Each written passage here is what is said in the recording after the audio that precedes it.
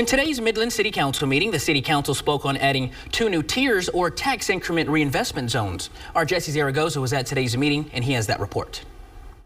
The Midland City Council is considering the idea of adding 2 new TIRZs to West Midland, where one of the TIRZs would be surrounding where the new Costco will be along 191 and 158. The second TIRZ would be along Loop 250 along the Scharbauer Sports Complex down Business 20.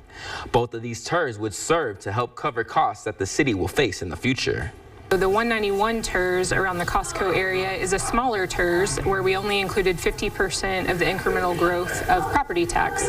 We know with the cessation of the quarter-cent sales tax that used to fund our Scharbauer Sports Complex, we now no longer have a separate funding mechanism for the sports complex. And we know that we will have a deficit in about 3 years.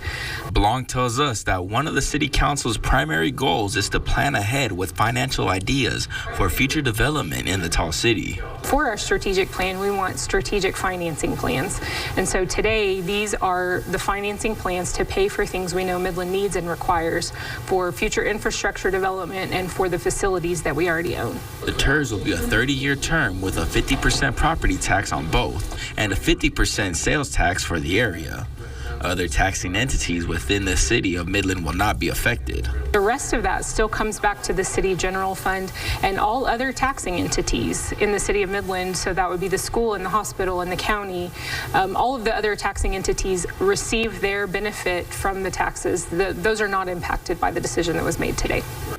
The city will look to meet with other tax entities such as Midland County to see if they're interested in participating with the city on these TIRZs.